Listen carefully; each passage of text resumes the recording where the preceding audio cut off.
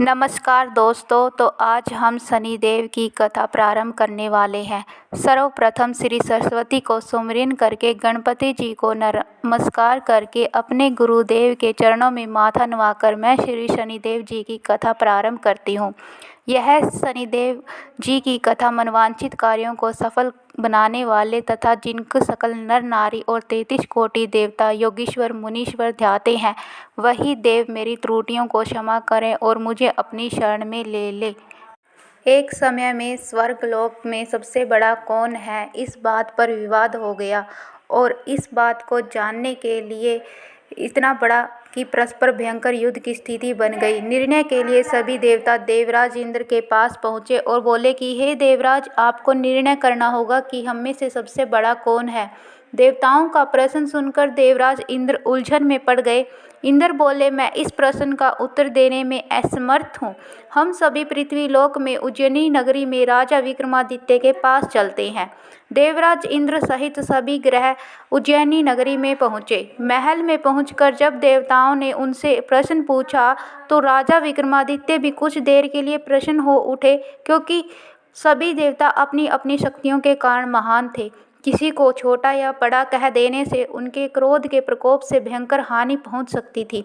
अचानक राजा विक्रमादित्य को एक उपाय सूझा और उन्होंने विभिन्न धातुओं स्वर्ण, चांदी, कांसा, तांबा, सीसा, रांगा, जस्ता, अभ्रक और लोहे के 9 आसन बनवाए।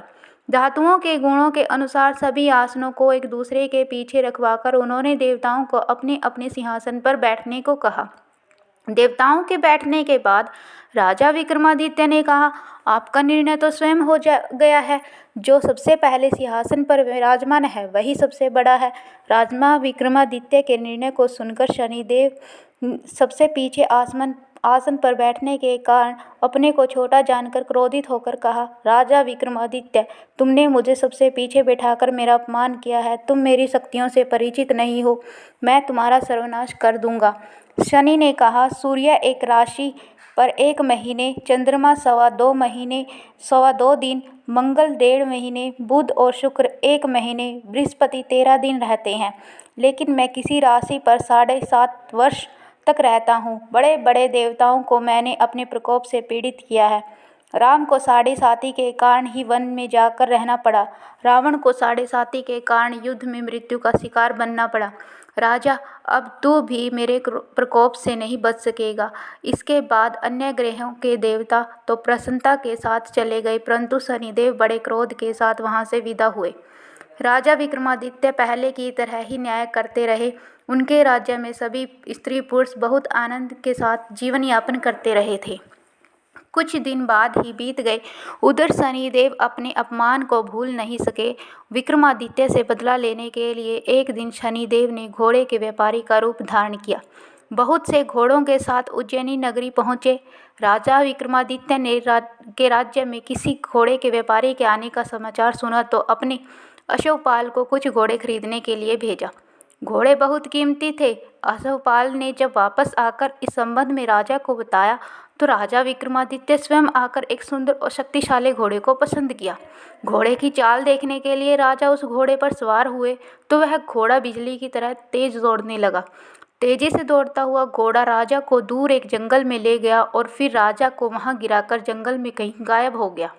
राजा अपने नगर को लौटने के लिए जंगल में भटकने लगा, लेकिन उन्हें लौटने का कोई रास्ता नहीं मिला।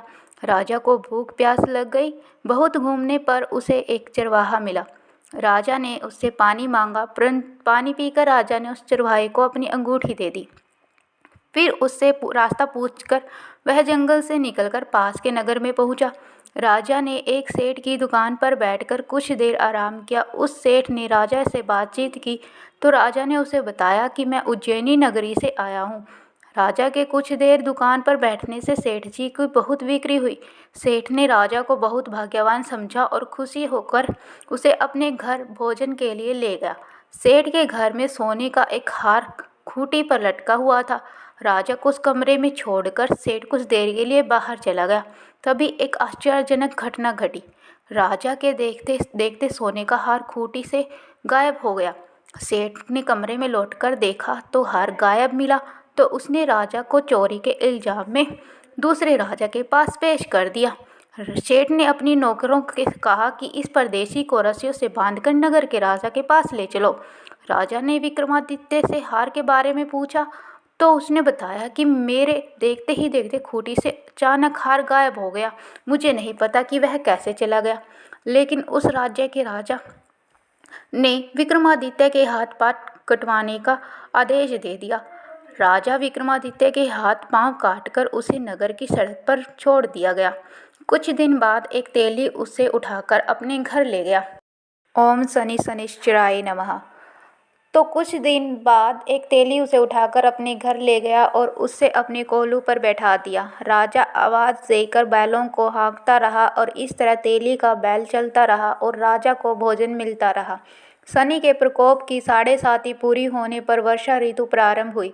राजा विक्रमादित्य एक रात मेघ मल्हार गा रहे थे कि तभी नगर के राजा की लड़की राजकुमारी मोहिनी रथ पर सवार उस तेली के घर के पास से गुजरी। उसने मेघ मल्हार सुना तो वह उसे बहुत अच्छा लगा। दासी को भेजकर गाने वाले को बुला लिया।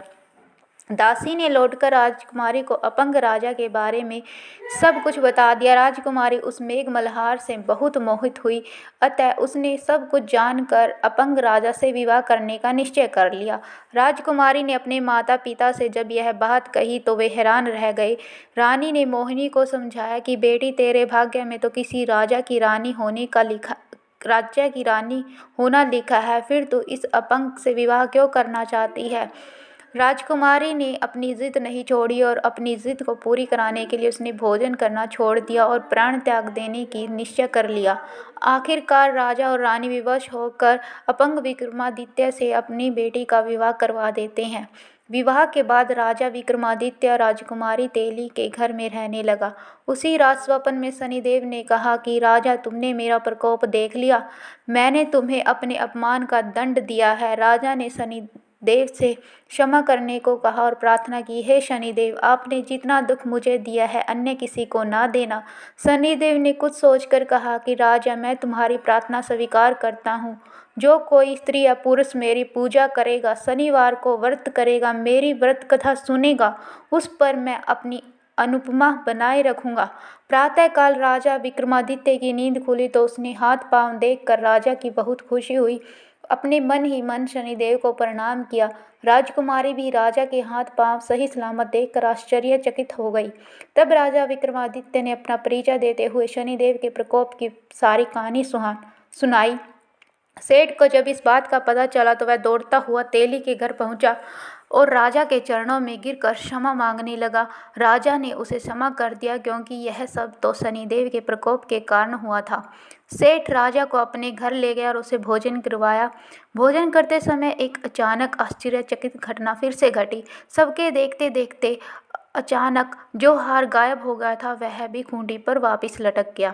सेठ जी ने अपनी बेटी का विवाह भी तो राजा के साथ कर दिया था और बहुत सारा स्वर्ण आभूषण धन आदि देकर राजा विक्रमादित्य को विदा किया। राजा विक्रमादित्य राजकुमारी मोहिनी और सेठ की बेटी के साथ उज्जैनी पहुंचे और नगर वासियों ने हर्ष से उनका स्वागत किया। अगले दिन राजा विक्रमादित्य ने पूरे राज्य में घोषणा करवाई कि शनिदेव सब भक्तों के लिए सब देवों में सर्वश्रेष्ठ है। प्रत्येक स्त्री पुरुष शनिवार को उनका व्रत करे और व्रत कथा अवश्य सुने। राजा विक्रमादित्य की घोषणा से शनिदेव बहुत प्रसन्न हुए। शनिवार का व्रत करने और व्रत कथा सुनने के कारण सभी लोगों की मनोकामनाएं शनिदेव की अनुपमा पूरी होने लगी। सभी लोग आनंद पूर्वक रहने लगे। ओम शनि शनिश्चराय नमः। जय शनिदेव।